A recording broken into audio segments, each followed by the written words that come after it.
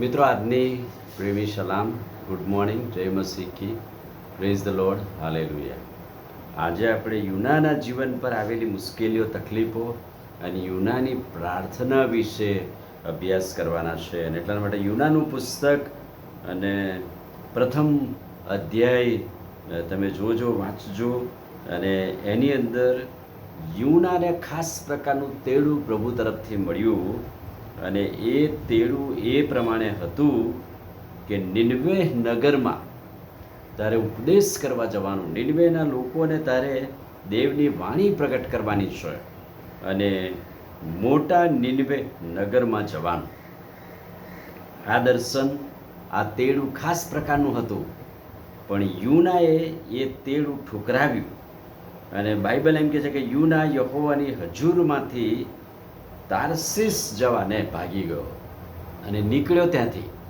પ્રભુનું તેડું હતું નિનવે જવાનું, પણ યોના પહોંચી ગયો તાર્સીસ જવા. અને વહાણમાં બેઠા પછી કલમ 4 મુજબ સમુદ્રમાં ભારે તોફાન આવ્યું.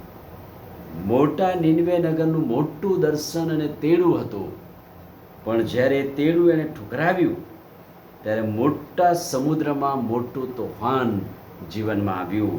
અને આ એક મુશ્કેલી, તકલીફ જીવનમાં સર્જાઈ. સમુદ્ર પર ભારે વાવાઝોડું, સમુદ્રમાં મોટું તોફાન. અને આવી પળોમાં, આવા સમયમાં યુના શું કરતો હતો? અને યુના કહે છે કે લેરથી ઊંઘી ગયો, સૂઈ ગયો. દરેક જણ વહાણમાં બેઠેલા તેઓ પોતાના દેવની પ્રાર્થના કરવા લાગ્યા. વહાણની અંદર અન્ય વિશ્વાસી લોકોએ પોતપોતાના દેવોની પ્રાર્થના કરવા લાગ્યા. પણ દેવને ઓળખનાર અથવા તો દેવના સેવક તરીકે તે સંતાઈ ગયો, સૂઈ ગયો.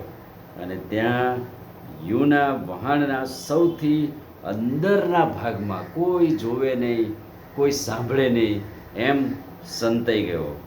પણ જે પ્રભુએ એને મોટું દર્શન આપેલું, એ પ્રભુ તો યુનાને જાણતા હતા. એ પ્રભુ તો યુનાને ઓળખતા હતા કે યુના ક્યાં છે. અને એટલા માટે જ્યારે ખૂબ જ મોટું વાવાઝોડું આવ્યું ને વહાણ આમ તેમ ડોલવા લાગ્યું, ત્યારે બધા જ પોતપોતાના દેવને પ્રાર્થના કરવા લાગ્યા. અને કોઈની નજર પડી કે યુના તો સૂઈ ગયો છે. અને લોકો એને ઉઠાડીને કહ્યું કે સમુદ્ર આટલો ભારે તોફાનમાં છે અને તું શાંતિથી સૂઈ ગયો, તું તારા દેવને પ્રાર્થના કર, વિનંતી કર. અને યુનાએ જણાવ્યું કે હું તો જીવતા ઈશ્વરનો સેવક છું અને દેવની વાણી ઠુકરાવીને હું બીજે રસ્તે ફંટાઈ ગયો છું. એમ કરો, મને સમુદ્રમાં ફેંકી દો. એના નામની ચિઠ્ઠી નીકળી અને ચિઠ્ઠીમાં યુનાનું નામ હતું. અને યુનાએ કહ્યું કે એક જ રસ્તો છે, તમે મને સમુદ્રમાં ફેંકી દો, જેથી કરીને સમુદ્ર શાંત થઈ જશે. આ સોલ્યુશન નહોતું, પણ એણે કહ્યું ને લોકોએ એને ઉચકીને પ્રાર્થના સાથે જ સમુદ્રમાં ફેંકી દીધો. પણ પ્રભુની યોજના જુદી હતી. યુના વહાણમાં તો પ્રાર્થના કરી શક્યો નહીં. અને એટલા માટે પ્રાર્થના કરે, ફરીથી પ્રભુની પાસે આવે, એટલા માટે અગાઉથી માછલી તૈયાર રાખી હતી, બહુ જ મોટી માછલી કે જે યુનાને ગળી જાય. અને બાઇબલ એમ કહે છે કે યુના માછલીના પેટમાં 3 દિવસ અને 3 રાત રહ્યો. સમુદ્રમાં તોફાન આવ્યું, પણ સમુદ્ર એ ઉછળવાનું બંધ થઈ ગયો.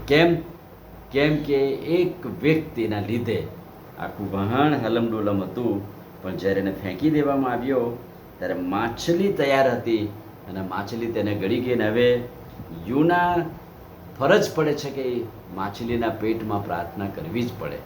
વહાણમાં બેસીને જો પ્રાર્થના કરી હોત અને પોતાના દેવની આગળ કબૂલાત કરી હોત તો દરિયો શાંત થઈ જાત. પણ એમ કર્યું નહીં. એણે કહ્યું કે મને સમુદ્રમાં ફેંકી દો એટલે બધું શાંત થઈ જશે. પણ પ્રભુ એ રીતે શાંત પડવા દેવા નહોતા.